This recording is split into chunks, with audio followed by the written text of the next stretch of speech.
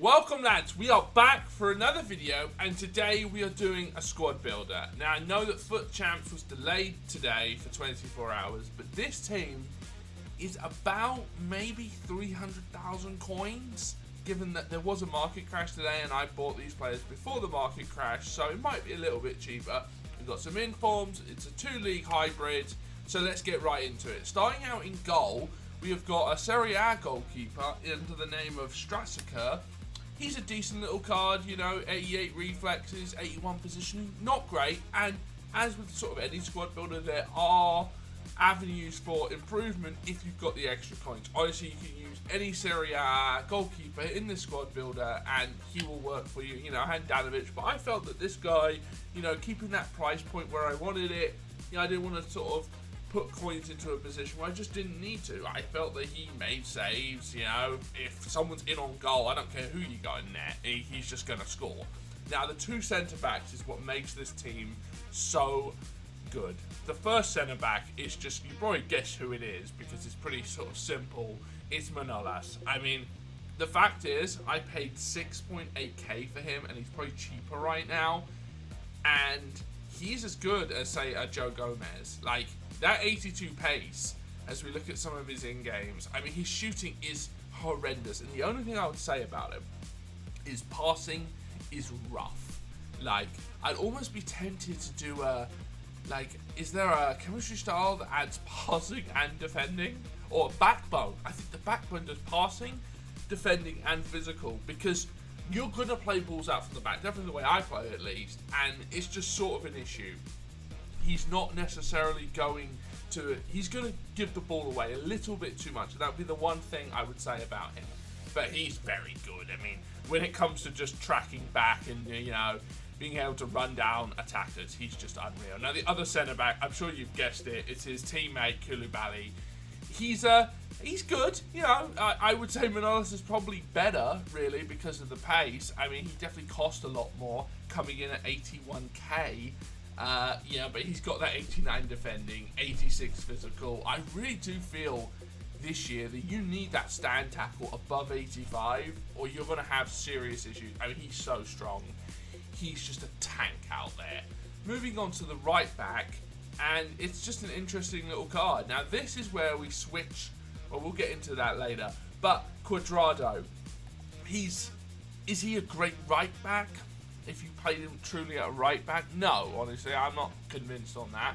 You know, he's got 5-star skill moves, sort of a waste back there. But he does switch with, I'm sure you've guessed it, it's Hakimi. Because it's a pretty standard Serie A team at this point, you know, very sort of standard players. Hakimi switches with Cuadrado, and Hakimi's not necessarily the greatest defender either, but with that 94 pace, and he doesn't necessarily have this, you know, the dribbling that Cuadrado has. 82 dribbling for Hakimi, and I believe, yeah, Cuadrado's got 87 dribbling, so those two will switch in game. Moving on to the centre mids. Now this is sort of where it gets somewhat interesting. We have got Eric's not Zidane. What am I doing? Wow, what am I doing? Okay, let's get back to this screen. The menus are so laggy right now, it's insane. Anyways, 86 centre mid, Eriksen, in form, high work rates. I really enjoyed this card. He's got the 5-star weak foot, he's got the 4-star skill moves. Now, I'm be playing this with this team in a 4-1-2-1-2. He will play the cam, but the other guy who's coming in a second now, could play the cam role, and he could play the sort of box-to-box midfielder as well. Not the greatest defending, of course, but he's got that great passing, that great dribbling, great shooting. He's a very good player, honestly. And the other centre mid, another inform from this week. I'm sure you've guessed who it is. I don't know if he's a cat. I think he's a cat because I think he's actually a centre forward. Is this guy? I'm not so sure I'd want to play him at centre forward though. I think that would be sort of an issue. It's 83 not 83. Yeah, 83 finishing. It's not bad. 64 agility, 63 balance, and 86 stamina. And I've realised right through the middle of this, but this is not the formation that we play. So just give me 1 second. I believe it is the 4-3-3 that we play, because that is, we got to fit into the, you know, we're getting into the hybrid section at this point. Yes, here we go. So he goes there, and no, what am I doing? Here we go. Here we go. Boom, boom, boom. And the last Serie A player, he's a striker. Now, obviously, this is a place where you could somewhat change things up. You could play Lukaku, very big. I'd love to get Mertens in, but due to chemistry reasons, it's hard. And obviously, that would bump up the price of the squad quite a bit. But if you got maybe creative, put Mertens there, put Eriksen up, so he would get the chemistry links, that would definitely be a way.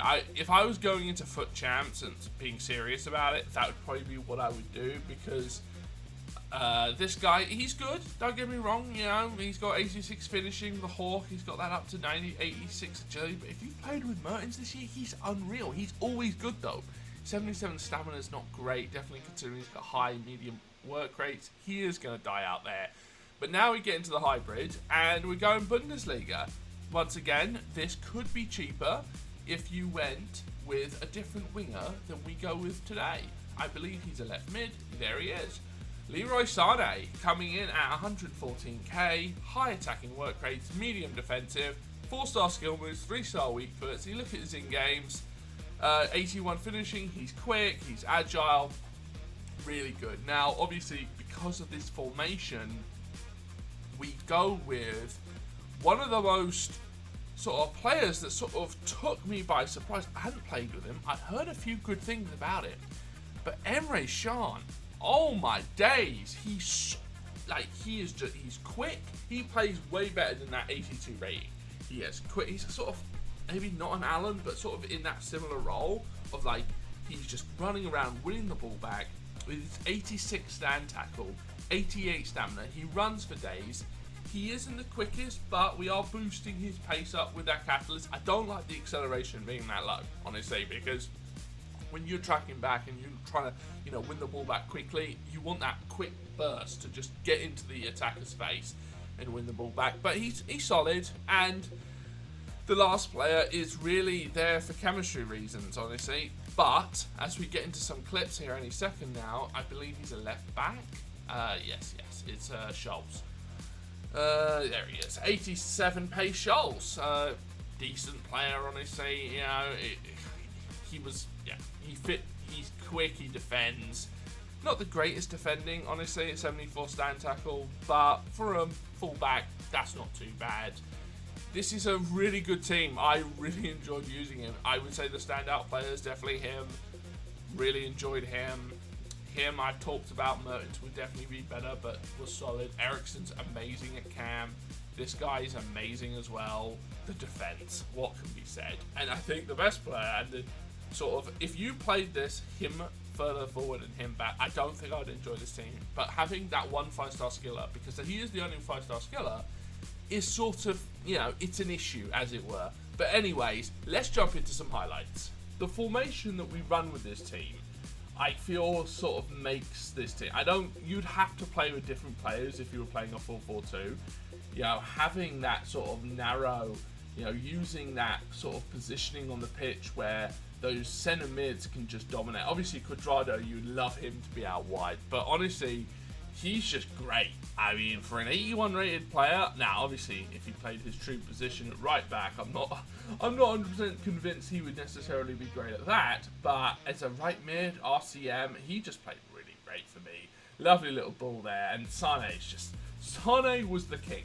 Sané made this team. He was so good. He was so quick.